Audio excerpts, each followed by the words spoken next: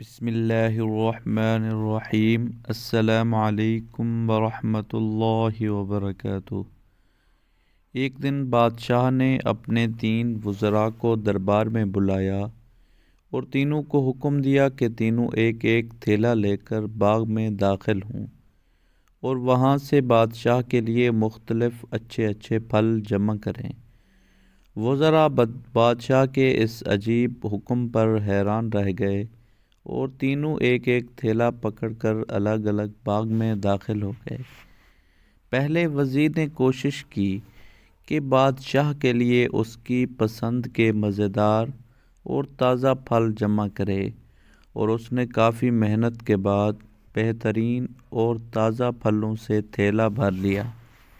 دوسرے وزیر نے خیال کیا کہ بادشاہ ایک ایک پھل کا خود تو جائزہ نہیں لے گا کہ کیسا ہے، اور نہ ہی پھلوں میں فرق دیکھے گا، اس لیے اس نے بغیر فرق دیکھے جلدی جلدی ہر قسم کے تازہ اور کچے اور گلے سڑے پھلوں سے اپنا تھیلا بھر لیا۔ اور تیسرے وزیر نے سوچا کہ بادشاہ کی توجہ صرف تھیلے کے بھرنے پر ہوگی، اس کے اندر کیا ہے اسے بادشاہ نہیں دیکھے گا۔ یہی سوچ کر وزیر تھیلے میں گھاس پھوس اور پتے بھر لیے اور محنت سے بچ گیا اور اپنا وقت بچا لیا۔ دوسرے دن بادشاہ تینوں وزراء کو اپنے تھیلوں سمیت دربار میں حاضر ہونے کا حکم دیا۔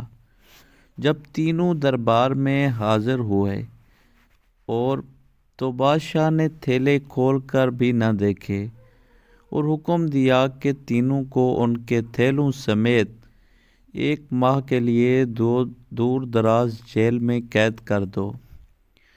اب اس دور دراز جیل میں تینوں کے پاس کھانے پینے کے لیے کچھ نہیں تھا سوائے اس تھیلے کے جو انہوں نے جمع کیا تھا۔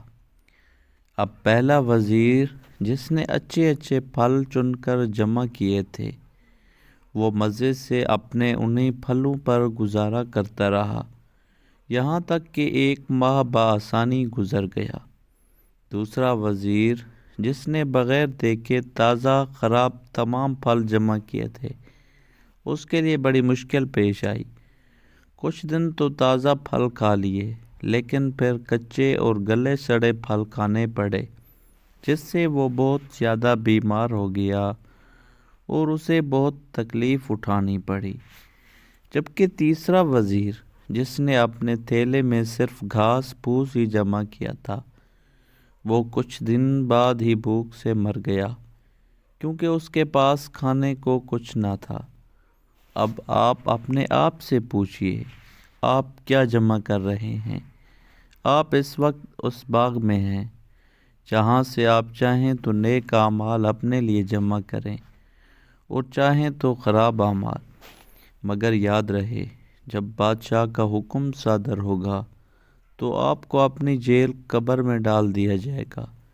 اس جیل میں آپ اکیلے ہوں گے، جہاں آپ کے ساتھ صرف آپ کے اعمال کی تھیلی ہوگی، تو جو آپ نے جمع کیا ہوگا وہی آپ کو وہاں کام دے گا۔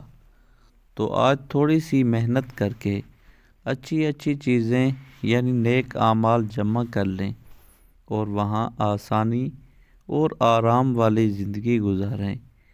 ابھی ہمارے پاس وقت بھی ہے اور اللہ پاک نے سب معذوریوں سے بھی دور رکھا ہے۔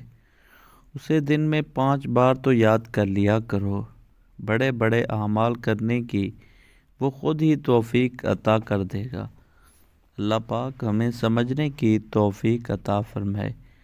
آمین یا رب العالمین۔